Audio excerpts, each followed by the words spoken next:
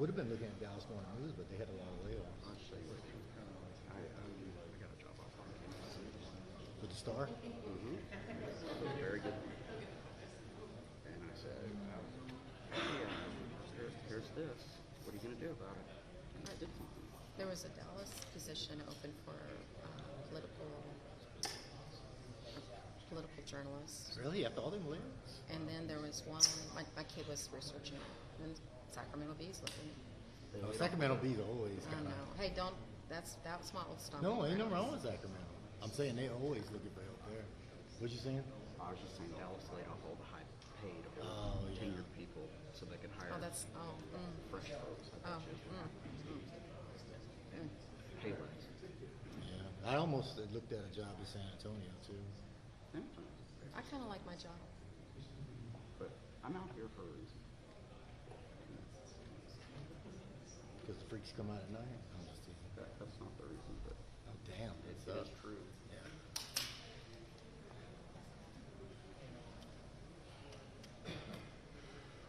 It's killed almost all election coverage. They'll be elected. It didn't matter too much because the one candidate I need to interview, she's been basically hiding in the basement. We'll take care of it. Interesting.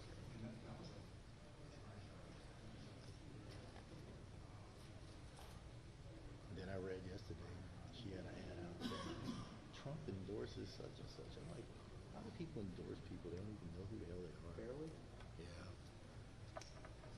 The only thing he knows about her is she has a dad. Oh, I bet her dad donated to Trump's campaign. Oh yeah, most definitely. Well, he paid for Abbott to go across the state on his voucher tour.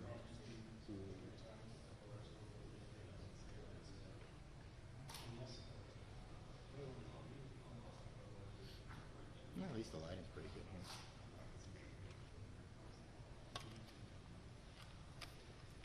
What's your camera using? I mean, what phone are you using now? I don't know. It's an iPhone something. I have no idea.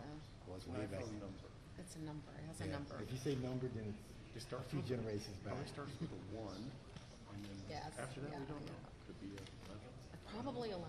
Probably 11. Might be an 8. I mean, No. I don't even think the iOS works for it. No, it's not. I had a 7 until Last summer when they said, no. I bought a And it works. I bought a U7 to get this because you got like $1,000 off and you traded in almost any phone. So I bought a 7 for almost nothing.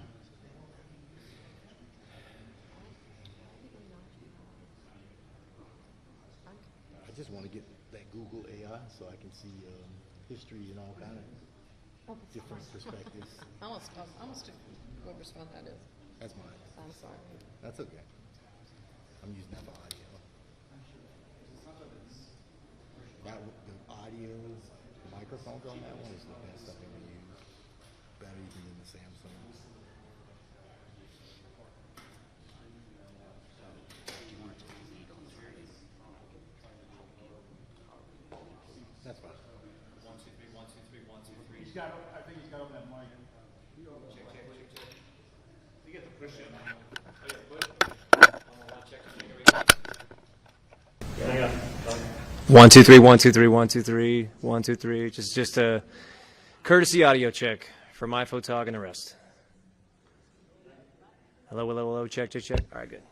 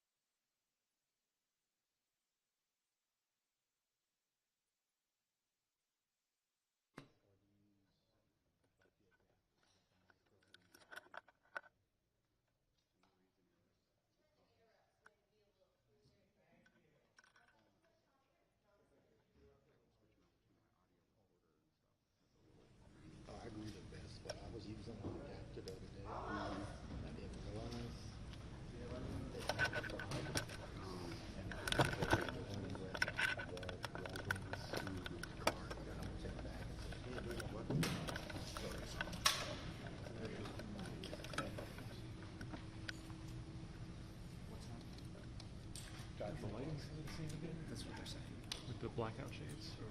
Yeah. Yeah. I think they're only opening those for us for the light, otherwise it runs the whole place up.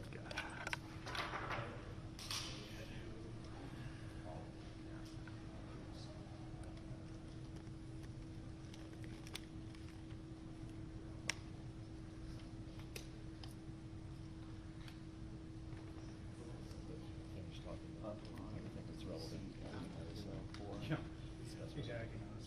And this shot.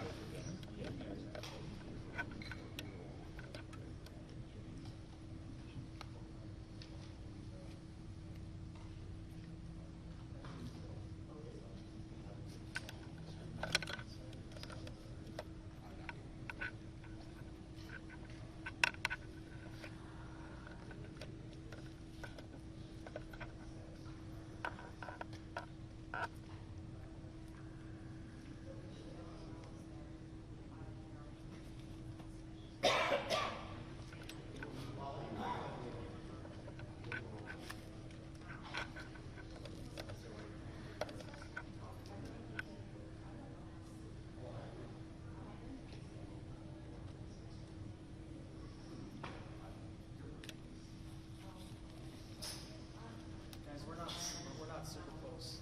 Oh, we're not? No. Oh, oops. Relax. I'm sorry? We're gonna do a briefing first, and then I'll bring y'all in for B-roll once the briefing starts.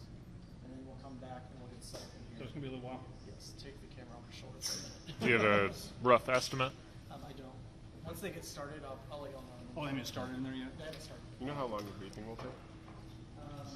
Should 30-ish minutes or so. Oh. Thank you.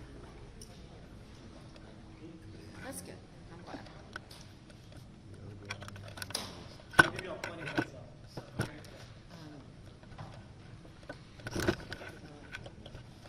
Order.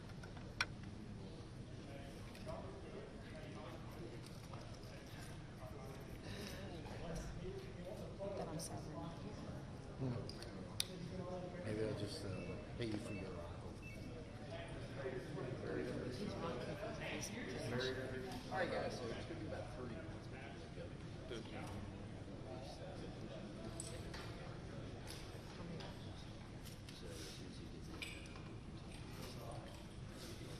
They're doing the deal in there first.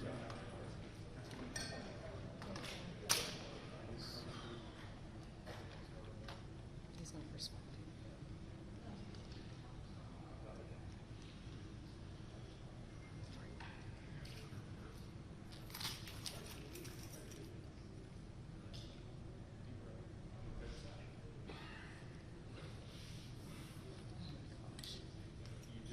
Allergies from all the smoke. Me? You said, "Oh my gosh, this is." No, there's thoughts running through my brain that I should. Do you know what I did accidentally? It was a long, I've been at this for a while, and I was on live, and something happened, and I may have said very loudly a couple of times something inappropriate to do to a duck. Multiple times. I can think of a lot of things that are inappropriate to do to a duck. Just rhyme it. If it though. rhymes, though, It that's even rhymes. worse. It Yeah. just rhyme. Yeah, if you rhyme with it, and Yeah. it's a scary thing to do that to a duck. And then, yeah, that was inappropriate. That's why if you're going to use animals, use goose, because you can gag a goose. You can say, "Gag a goose." Yeah, no, I wasn't thinking at the moment. It's not appropriate. About an analogy of anything. It was just a situation. No, I got in trouble when I was in the military. They asked me a question, and I said, "Yeah, there's too many F and cheese and not enough Indians." And I'm sorry. they didn't put a microphone in front of me anymore.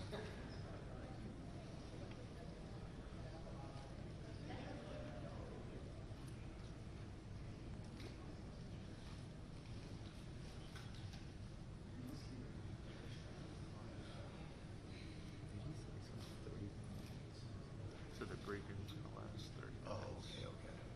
Well, he's not going to be here till 1 for this. So we're in here because So we can set up and so they can do their B-roll I and thought, still come back. I thought he had said 12:30. I was told 1 o'clock. 12:30 is B-roll. It was Friday 12:30 briefing. Oh, I guess they want to B-roll. call it as a B-roll. Yeah. should be behind it. It should be briefing, and then your B-roll opportunities before that.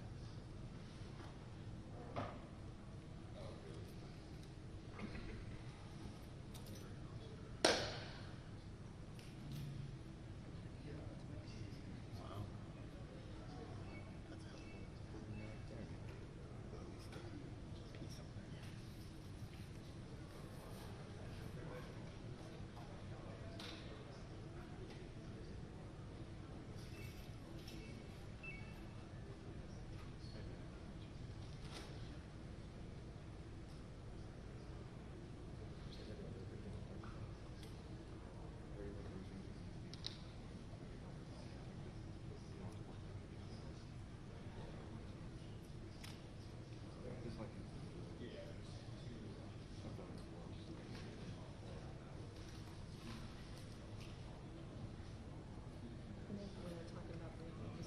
When they do the briefing, he just goes in, talks to him, does a little bit of Q&A with him.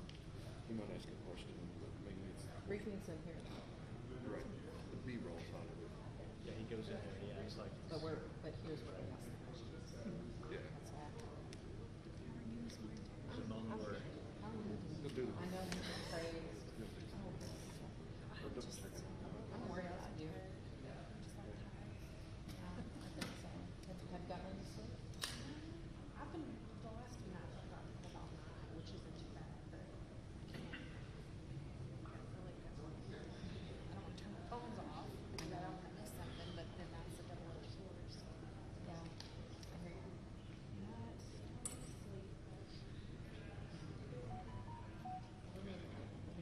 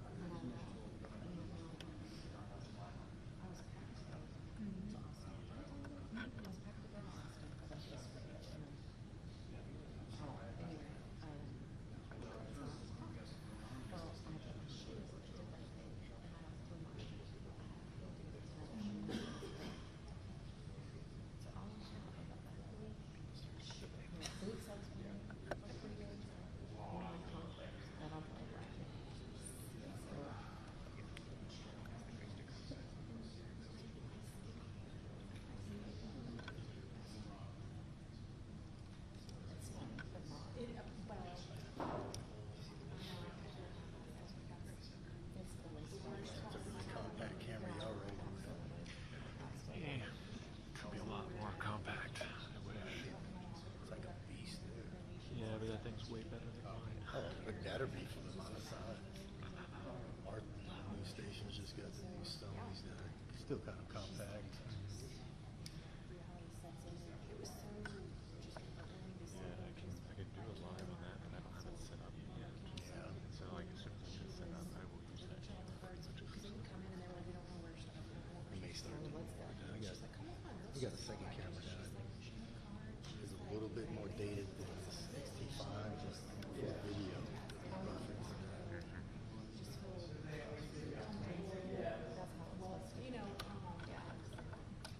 I think that's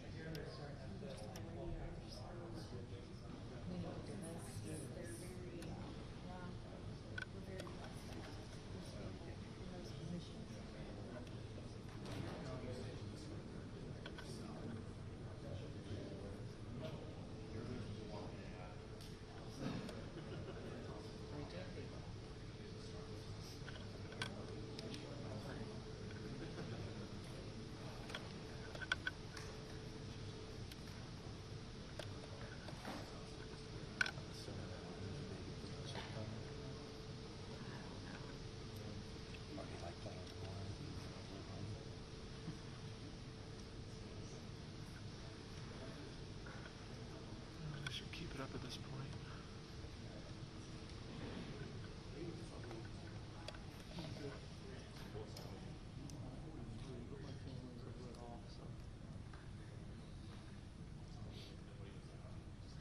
Oh, sorry. It's on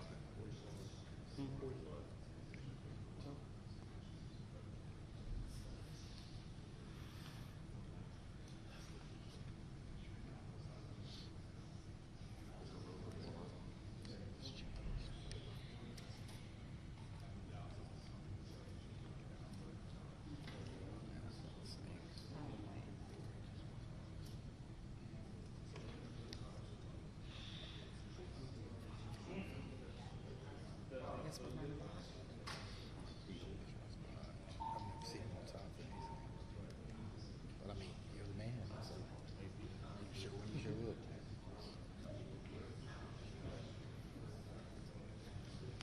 Help me at some kind of Republican fundraiser.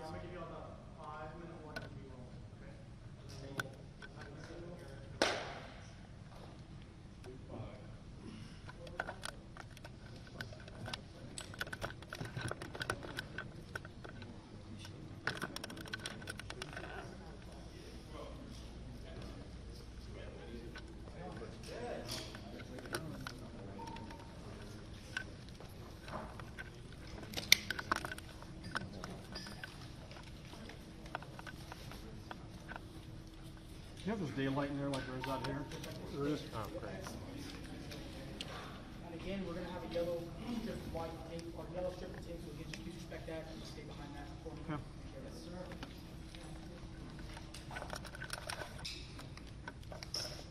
What's the setup like?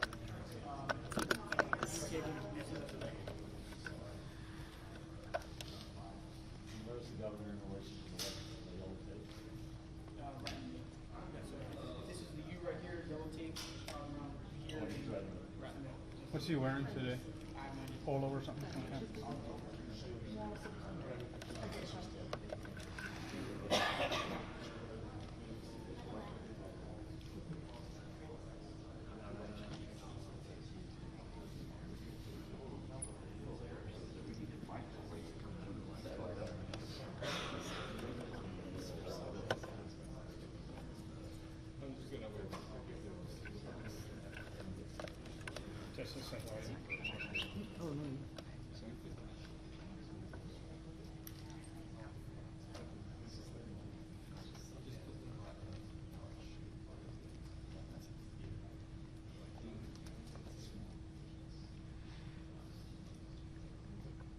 Do you know how long they're getting us in there by chance? No. Okay.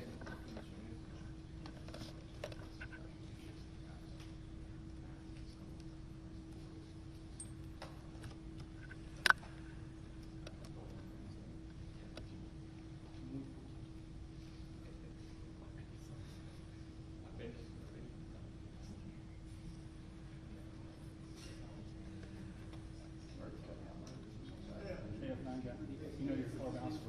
Yeah. Cool.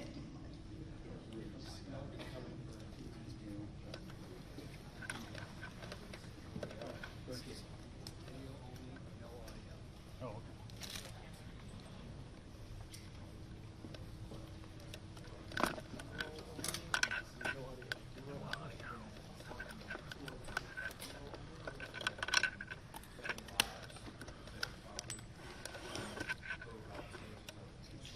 The main thing that I need to know this time is to gather information from you all, so we can continue the process of the NTIP to make sure that we're gonna be able to provide you with everything.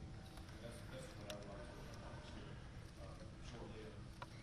Mainly, if we could, have one official from each affected county. Let us know what your status is, what your needs are, what we can do. And I assume maybe you have, or otherwise you know, kind of what the criteria are, to be able to seek federal assistance. And I'll just see it flat out, it's 100% guaranteed. If the mathematical equation is satisfied, in order to request and be eligible for federal assistance, that request is made. And one thing that we need from locals is to help provide information about the dollar amount estimated after this, so that we will be able to make that application. So when we make applications to the reject, what's the, $54 million. So we got 5 million, is, we're going to be fine. Not looking at that. We'll see what we do with that. But, well, so. I am going to defer to my There you go. emergency management You got it. coordinator, because he is the guy who knows everything, and he just calls me and says, hey, we need your signature. Trust me, I know how that works. So I'm gonna defer to him, and he's got all the current information on stuff. Great, let's do it.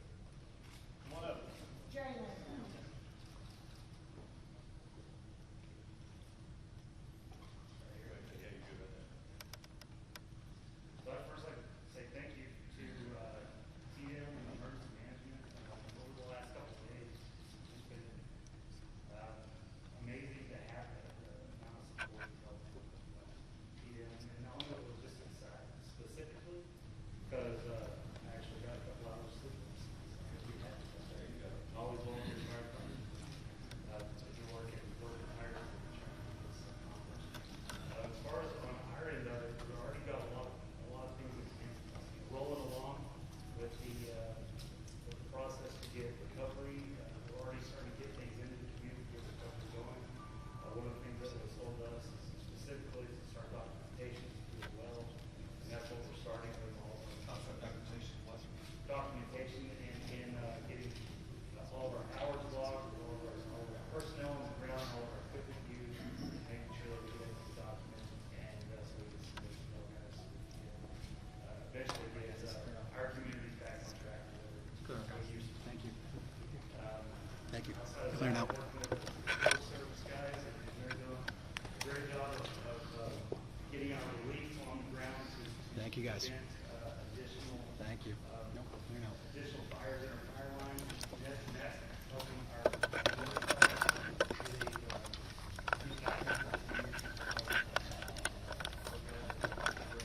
so having more of that and continuation of that over the next couple of days, because we're pretty significant on all our stuff.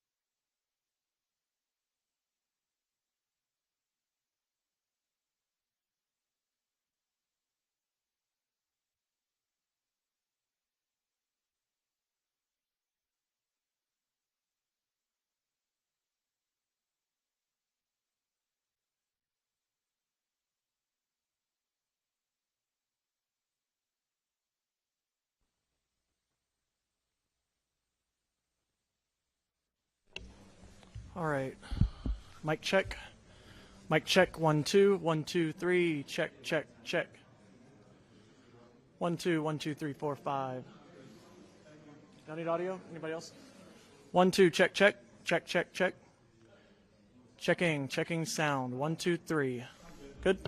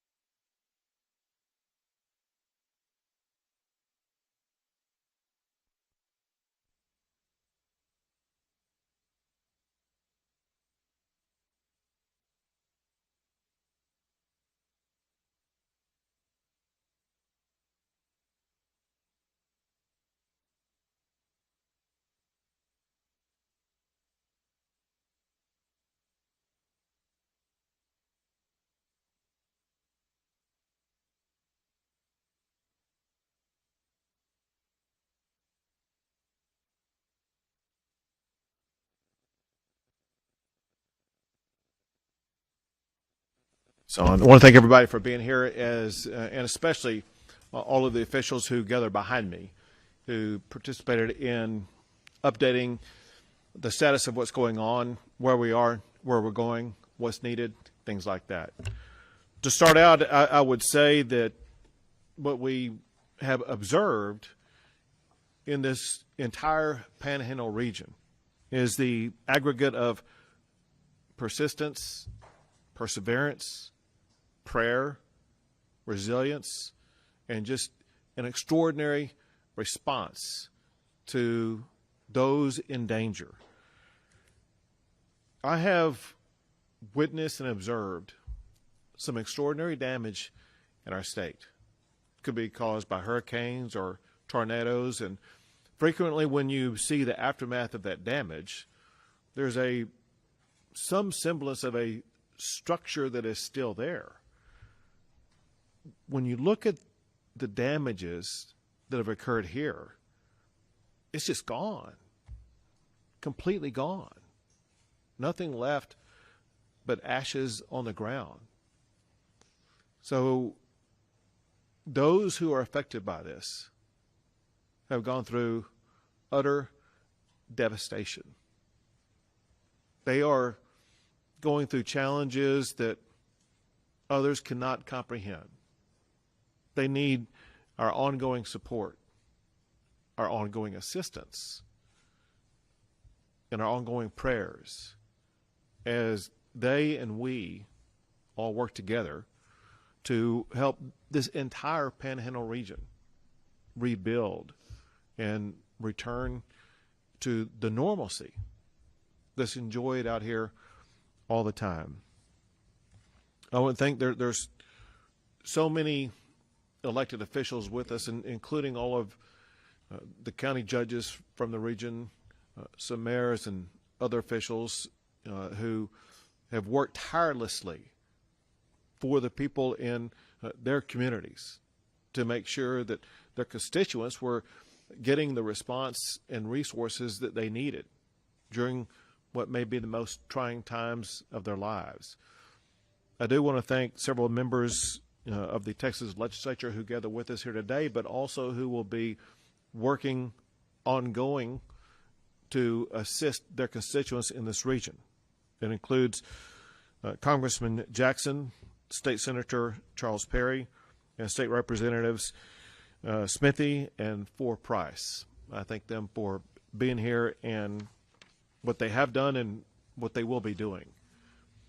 For many local officials, as well as for many residents and businesses in this area, those representatives are a shortcut for you to seek and ask for and hopefully provide to you levels of assistance that you need. I want to also express my gratitude for the heroic response by firefighters. It's extraordinary to see what they were able to do. The largest fire in the history of the state of Texas cut a path so large that it exceeds the size of some states in our country. And it would have been far worse and far more damaging, not just to property, but also to people, but for those firefighters. As I understand it, there is one person who lost her life. Every life matters.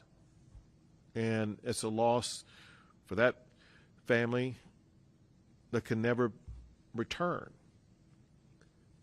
But many more people would have lost their lives had it not been for fearless firefighters who put their lives on the line, some of whom were injured in the line of duty, working tirelessly to respond and beat back these damaging flames. Also want to thank all of the emergency management professionals. There's a time when there's a need, when candidly you can't sleep. Emergencies don't have a start time and an end time like 9 to 5. They're 24/7. And these emergency management responders have been responding to this emergency around the clock in every community across the Panhandle to make sure that their needs were met. Along those lines, I want to thank the Emergency Management Director for the state of Texas, Chief Nim Kidd, who you'll hear from here shortly. But he himself is a former firefighter.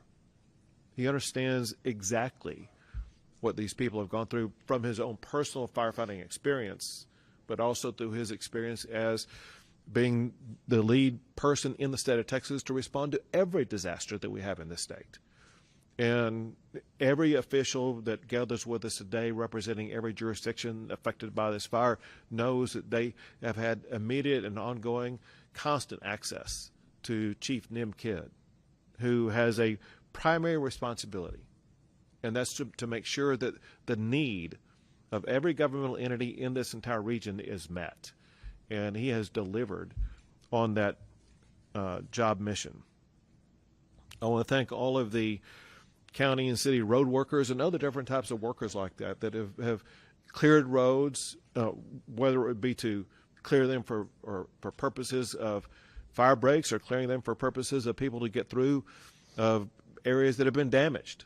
But not just the road workers, the city employees, the county employees, or the local employees, that they too have been working around the clock to either protect communities or to restore communities as quickly as possible. One thing that we talked about in the briefing is going through a disaster of this magnitude highlights the importance of emergency management preparedness. And many communities had emergency management plans that were put into place that proved to be effective, and far more damage would have occurred had those plans not existed and not been executed upon. And I express my gratitude for those who have the plans. There are 14 state agencies and 45 local agencies, all of whom have been working together to make sure that the needs that are extraordinary are being met as we speak to help address the challenges that are being faced by these local communities. Some early, and I will categorize as premature assessments, show that there are about 400 to 500 structures that have been destroyed. There's no way to say for certainty that's going to be the final number, because there's still the ongoing assessment process. I want to go through several different things that have no particular order, but all of which I would say are important. One is, even though we gather at a beautiful moment in a day right now, everybody needs to understand that we face enormous potential fire dangers as we head into this weekend. No one can let down their guard. Everyone must remain very vigilant. Winds are going to pick back up. The right elements for a fire will be around. And as much as everybody has gone through this, all of us must remain vigilant to make sure that all the steps are taken so that we continue to prevent the loss of life and do everything possible to contain fires, to minimize the encroachment of fires upon homes and cities across the entire region. Another thing I want to say, and that is that there's several things that I've done. One is to issue the disaster declaration. The other is to make requests for funds from the appropriate agencies. Another is every waiver that has been sought to assist in the process that has been sought has been granted. And I will continue to do so to accelerate the recovery process. Recovery is a huge issue right now. We have people who don't have a home, don't have a place to go to. Their home is gone. And we as a state, we as a community, and we as Texans need to collaborate together to work not just on that restoration process, but that restoration process takes a while. We need to work on the process of finding immediate and temporary housing for these individual people. These people are suffering. Some entities that are working on that include the Red Cross. The Red Cross is working, the representative is here with us right now, working with displaced families. Local churches are working with displaced families. We have at the state level the One Star Foundation, the Amarillo Foundation, and there are others, perhaps from each community or county affected by this. We all will work together for both temporary and permanent solutions for those who have been displaced. We understand there's a need for speed. The Red Cross and the churches and others working on this, that they will be working with the rapidity that's needed to meet the needs of those who are looking for a place to stay. One thing that's very important, I realize we are in a time of chaos, but even during that time of chaos and in the immediate aftermath of it, one thing that I as governor need is as much of an assessment of damages as possible. One thing that I will be seeking to do is to make a federal disaster declaration request. And in order to be able to do that, there's a dollar amount of damages that must be shown that has been suffered to qualify for that request. And all of these local officials and others will be working to help aggregate the damages that have occurred that would help qualify for federal assistance in that regard. There's a need for debris removal as well as debris management. Debris removal because of everything that's already been victimized by the fire that's taken place and needs to be removed. And we will be working with local officials to make sure that they are able to manage that debris removal.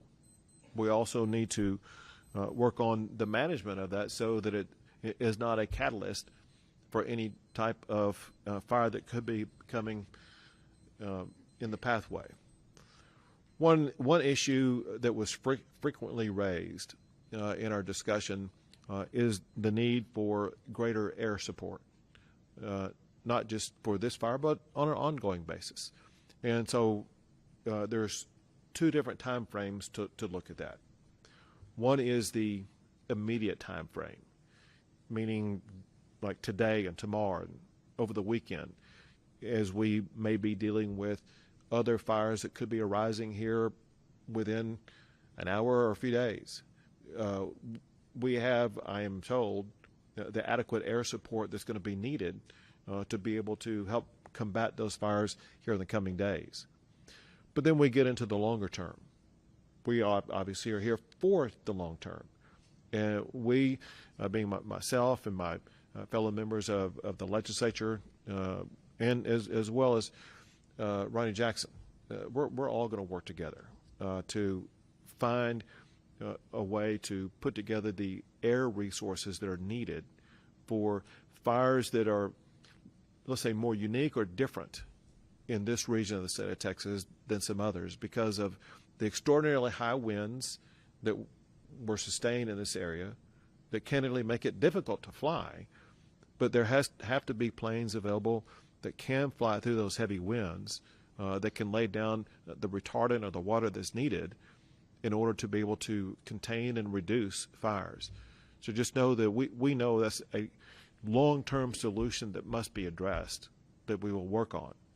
And again, just to repeat myself, we are prepared as we speak right now for immediate needs for air cover in the event that fires do arise here in the coming days. One thing that was stated repeatedly that's been a tremendous help is the amount of hay that has been provided from other areas, other states. And I don't have a list of the states, but I do want to say this. If there's any state, any city, any community that's provided hay, as governor of Texas, I want to say thank you for your help. but also please send more. We don't know how long we're going to be going through this situation with inadequate hay for this region. So everybody here is very grateful for what's been provided, but we could use more. And we will continue to work on fire mitigation plans, both in the short term and in the long term. There's more to cover, but at this time I'm going to pass it off to Hutchinson County Judge Cindy Irwin. So I just want to start by saying thank you to Governor Abbott for coming up today, and Chief Kidd for the continued support from day one that we've received from all the agencies.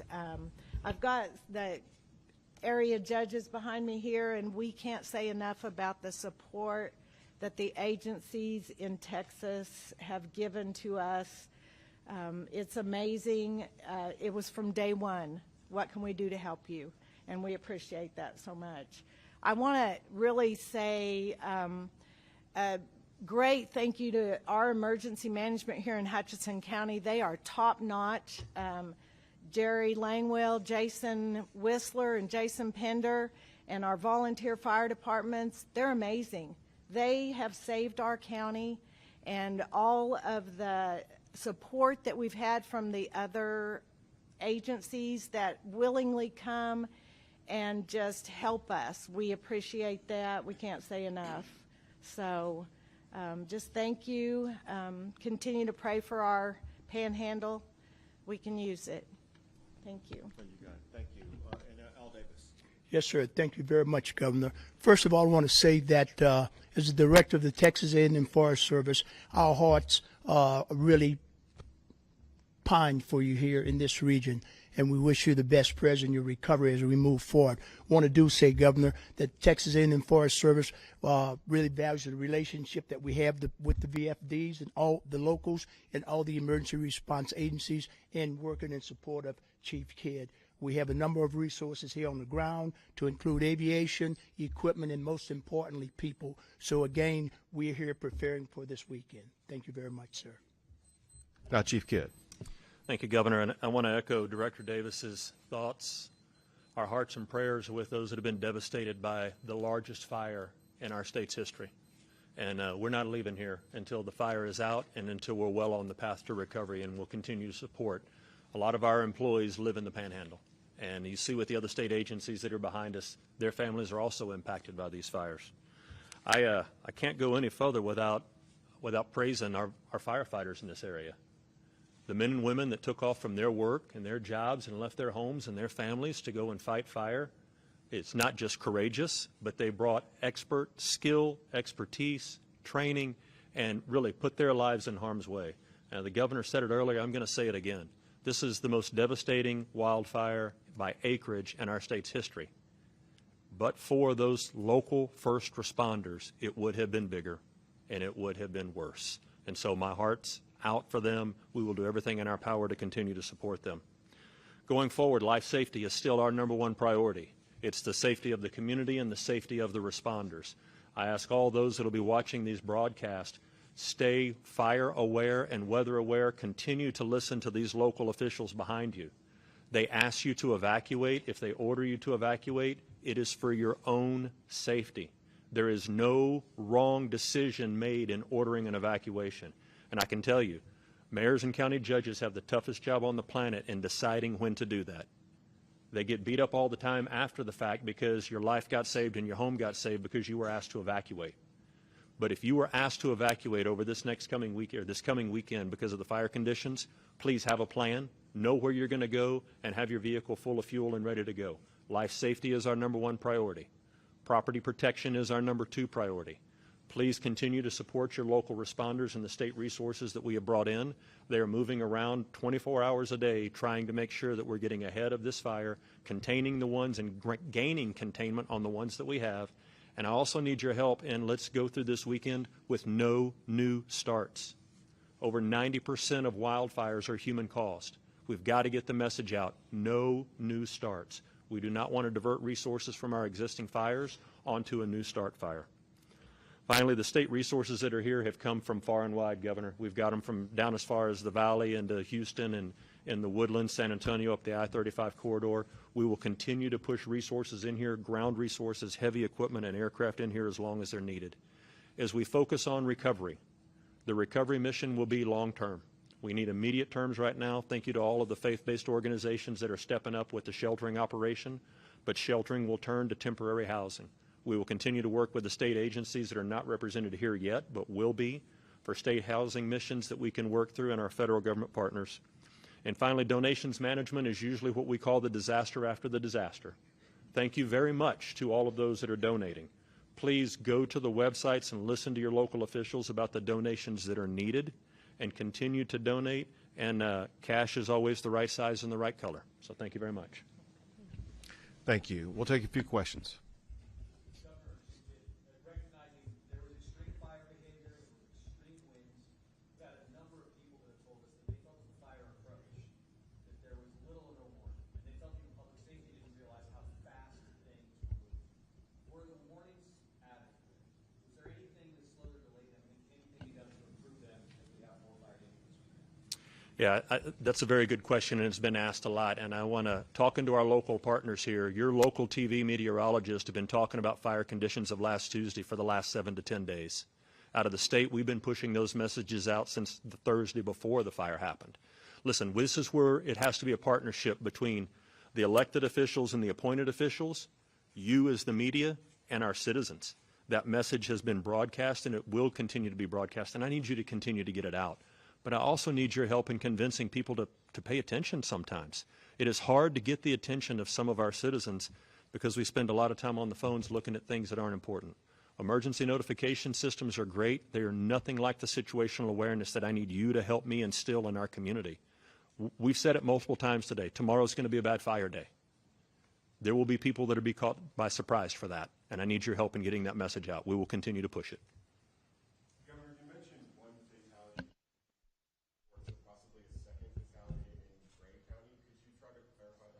Sure. So I've heard about the possibility of the second fatality that you mentioned, but have not received confirmation of it yet, and hence I didn't want to report it.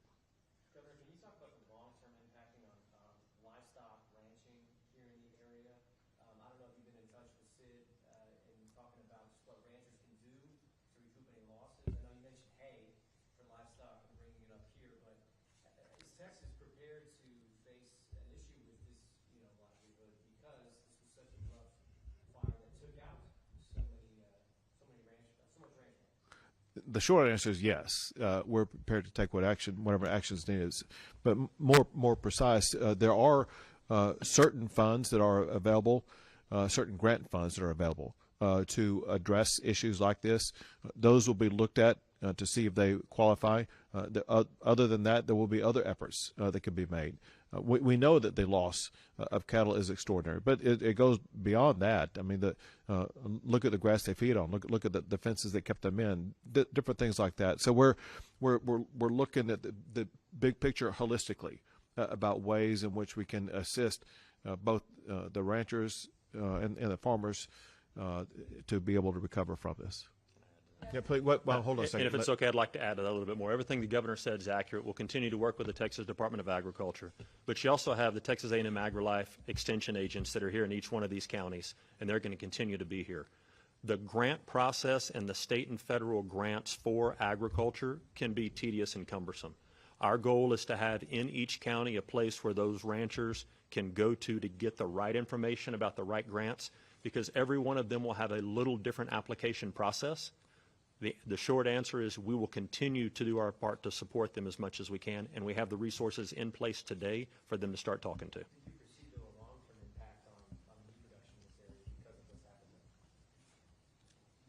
happened? Do we foresee a long-term impact? I really think we need to ask the ranchers that. I mean, there's Roberts County, 9% of that county is burned, right? There's going to be an impact in that county. But for the independent producers, that's a conversation we need to have with them about what that short or long-term impact will be for their organizations. What steps can citizens take to mitigate fire damage to their properties? Great question. Al, you want to hit that? Certainly. Well, the big thing is, first of all, we have a website, Texas A&M Forest Service. We also have grants, for individual homeowners to be fire wise, to do mitigation around their homes, to reduce fuels and what have you. So again, go to our website, Texas A&M Forest Service. It will give you some specific things that homeowners can do to be fire wise and to protect their homes. Where do the investigations stand for points of origin at this point in time for the local fires? I'm going to say we're going to continue to work with our local partners to do cause and origin determination. I would say all of that is still under investigation at this time, and I have received no official report yet. So you mentioned that the cost is part of what will make this a federal disaster. Does cattle and livestock count in that number? So, great question, and it's going to be a little bit of a complex answer. Under the Federal Emergency Management Agency, FEMA, livestock does not count towards those thresholds. And that's why we've put one of our team members from the Texas Division of Emergency Management in every county with every county judge to help the citizens and the ranchers be able to know what grant programs to go to. We will continue to open disaster recovery centers. We'll need your help getting that message out of where and when they will be so that the individuals, whether they're just a homeowner or a producer, can come and get the answers to those very complex questions. Governor, 10 years ago, the French area had a devastating fire where we lost hundreds of homes. Most of those homes were low-value homes and from people, frankly, that were low income. We received no state aid because of the low income and low value. Here we are again, and a large portion of homes lost is the same situation. These people need hope. So how can we see that they get state aid? Right, and to add to that, one of the things we were talking about before we came out here, and that is that a lot of the people who have lost a home had no insurance. And so there are a lot of people in great need right now. And that's the exact kind of thing that we work with, whether it be the One Star Foundation or other foundations where we work to help people rebuild homes. But we need to gather more information, who does, who doesn't have insurance, different things like that. Then we can go about that process. Is that going, are you saying that it will be a different process this time as it was 10 years ago? Well, I can't tell you what happened 10 years ago. What I can tell you is that we have processes and organizations in place to assist with this rebuilding of homes. Governor, you mentioned injuries to firefighters and first responders. Do we have any idea, a number or severity of those injuries? You got that? So I know on the very first night we had 3 firefighters that were burned, treated, and released. I've been led to believe we have one that jumped off a truck and may have a fractured lower extremity. I think we heard one a rib injury right now. But again, great work by those local first responders and then all the resources coming in. Life safety is our #1 priority, and that will include those responders. I need them to be safe out there.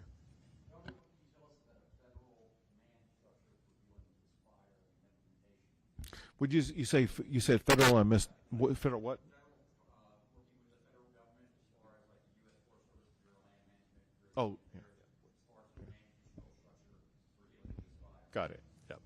Great question, and I'm glad you asked it. #1, in Texas, all disasters are local, and these county judges behind us are the emergency management directors for their communities. The state resources that are here and any federal resources that come in work at the direction with the blessing and consent of these judges behind us, part 1. Part 2 is we will continue to bring in state and federal partners. There is a national incident management team that is here with us today, and they will take over the organizational control of this and help us order additional resources as needed. They're an expert team. We've worked with them before, and we're glad they're in our state right now. Chief, 2 more questions. Chief, can you tell us which area actually sustained the most structural damage when it came to property? We're hearing Fritch was kind of like the brunt of everything. And another part of this question, can you also explain like basically how active the fire is now? We're hearing it's smolder. Can you just kind of talk about what y'all have seen today? Sure, and I'll let Director Davis add into some of that as well. But, you know, from the damage perspective in your populated areas, Rich, Canadian, we talked to the judge there, and, you know, she's not here with us today because she didn't feel like she could leave her community because of the devastation there. I'll be traveling there early next week, if not over this weekend. What we see in home damages, we really is hard to explain right now because some of the fire, to your point, smoldering, still too hard to get into and count those damages, all right?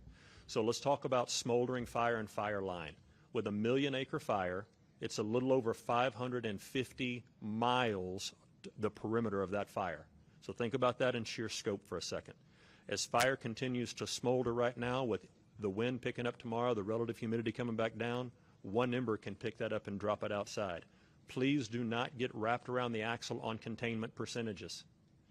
Everybody wants to know what percentage container are we today. I do not want that to lead you to a false sense of security as far as fire weather through this weekend. It's going to be a very active weekend. Al, anything to add to that? I think you've covered it very well, Chief Kidd. One more question, folks. You said something about the air containment, bringing in like air support. Is there something that has happened with this fire that's going to make the way Texas looks at a region like this that needs so much air support for fires like this? Sure. It's something that when we realized that because of winds, because of other challenges, there was air support that was not provided initially. If it had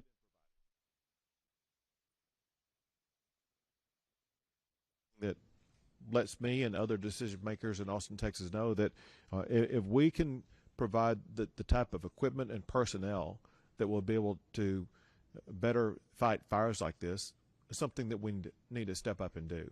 Bottom line is we want to make sure that we don't have a repeat of this type of fire in the future. Maybe the best tool that we could add to the toolbox to prevent a fire like this would be better, different types of planes to make sure that we would be able to drop retardant and other material that would slow or stop a fire.